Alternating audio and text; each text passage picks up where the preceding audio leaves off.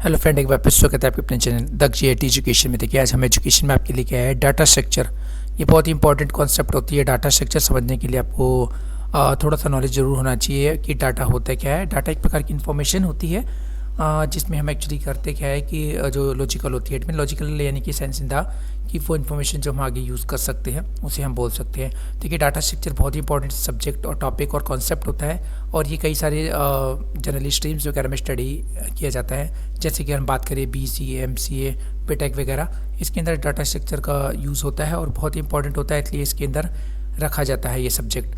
तो आइए इसको बारे में जानते हैं और समझते हैं डिटेल में है क्या और कितने टाइप्स का होता है, इसकी क्या क्या विशेषता है और उसकी क्या हमारे को लाभ होने वाले और क्या इसकी हानियाँ भी, यानी हमारे को इसकी डिमेरिट्स के बारे में भी आज पता लगेगा। तो वीडियो को अंत तक देखिएगा। प्लीज़ लाइक और शेयर कमेंट करना ना भूलिएगा और चैनल सब्सक्राइब करके प्लीज़ बेल का दबाना ना भूलें ताकि आने वाले इस तरीके की जो नॉलेज और ज्ञान और एजुकेशन है आपको मिल सके। आइए भी स्टार्ट करते हैं और समझते हैं इसके बारे में।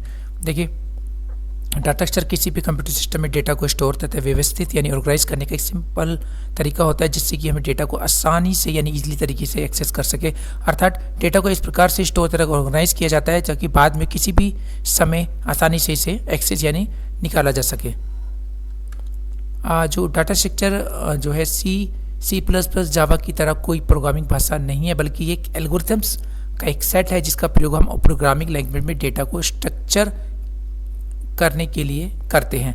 देखिए, बहुत लोगों को कन्फ्यूजन होती है, बहुत सोचते हैं कि प्रोग्रामिंग है या बहुत इस तरीके से। एक्चुअली क्या है, डाटा स्ट्रक्चर को हम थ्रू C लैंग्वेज भी कर सकते हैं, थ्रू C++ भी कर सकते हैं, दोनों के थ्रू एक्चुअली हम इसे कर सकते हैं प्रोग्राम्स।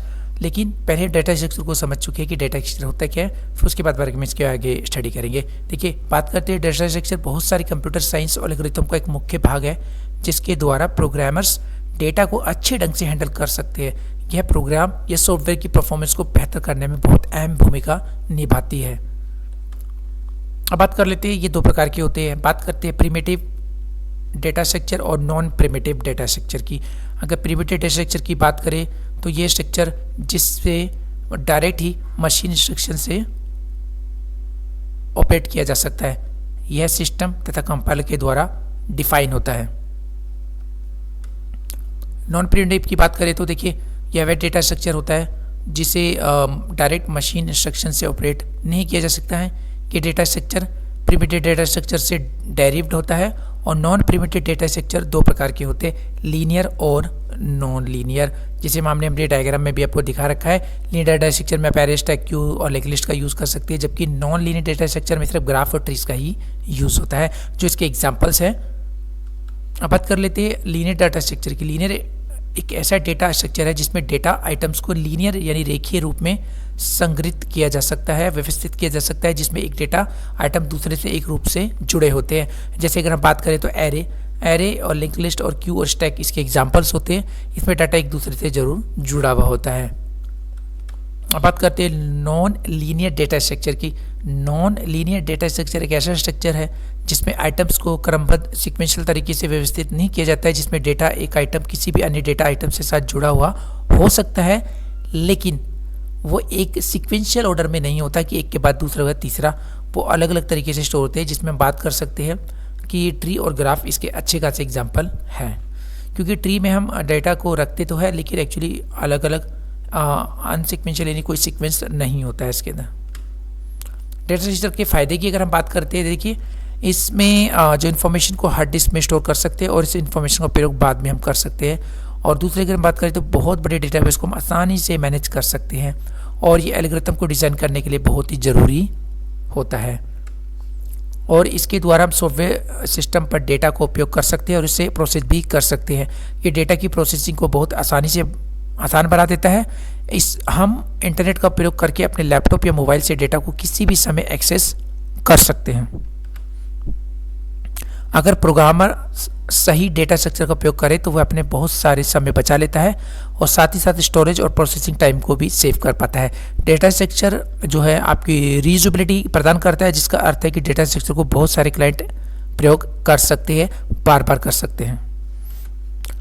और हानियाँ यानी इसकी लॉसेस यानी इसकी डिमेरिट्स की अगर बात करें तो देखिए, केवल एडवांस यूजर्स ही डेटा स्ट्रक्चर में बदलाव कर सकते हैं। अगर कभी डेटा स्ट्रक्चर में कोई प्रॉब्लम आ गई तो उसे केवल एक्सपर्ट ही सॉल्व कर सकते हैं, बेसिक यूजर जिसे सॉल्व नहीं कर सकते। अगर हम डेटा स्ट्रक्चर बहुत बड़ा है तो उसे मेंटेन और क्रिएट करने में बहुत सारे लोगों की ज़रूरत पड़ती है, जिससे इसकी कॉस्ट यानी मूल्य बढ़ जाता है। अब देखिए डेटा स्ट्रक्चर की कुछ विशेषता की बात करेंगे। ऑपरेशन का एक समूह होता है जिन्हें डेटा आइटम्स में परफॉर्म किया जाता है, जैसे सर्चिंग, सॉर्टिंग आदि, ये इसी के एग्जांपल्स होते हैं। और ये डिस्क्राइब करता है कि डेटा आइटम एक दूसरे से किसी प्रकार संबंधित होते हैं। डेटा स्ट्रक्चर के ऑपरेशंस को एग्जीक्यूशन टाइम जितना संभव हो उतना ही कम होना चाहिए। इसके ऑपरेशन का मेमोरी यूजेज जितना संभव हो उतना कम होना चाहिए। इसे इंटरफेस को सही ढंग से इम्प्लीमेंट करना चाहिए, अदरवाइज डेटा स्ट्रक्चर में जो ऑपरेशन किए जाएंगे वो सही नहीं होंगे। आई होप ये वीडियो आपको अच्छी लगी, तो आपको पता लग गया कि डेटा स्ट्रक्चर के फायदे क्या है। डेटा स्ट्रक्चर यानी जिसे हम शॉर्ट में डीएस भी बोलते हैं, वो क्या होता है इसके बारे में आपको पता लग गया। तो आने वाली वीडियोस में हम एल्गोरिथम्स और फ्लो चार्ट के बारे में जरूर बताएंगे कि बहुत ही बड़ी कन्फ्यूजन हो जाती है। तो आज हमने कन्फ्यूजन खत्म करी है कि डीएस यानी डेटा स्ट्रक्चर है क्या और कितने टाइप का। ये किसी तरीके की कोई प्रोग्रामिंग नहीं है, इसको इम्प्लीमेंट जरूर हम कर सकते हैं प्रोग्रामिंग के थ्रू, ये ध्यान रखना है। तो वीडियो को देखने के धन्यवाद, और प्लीज़ इस तरह की वीडियो और एक्सेस करने के लिए हमारे चैनल को सब्सक्राइब करके बेल आइकन दबाना ना भूलें, ताकि आने वाले आपको लेटेस्ट ज्ञान अपडेट वीडियो ऑटोमेटिकली मिले। Thank you very much, have a nice day.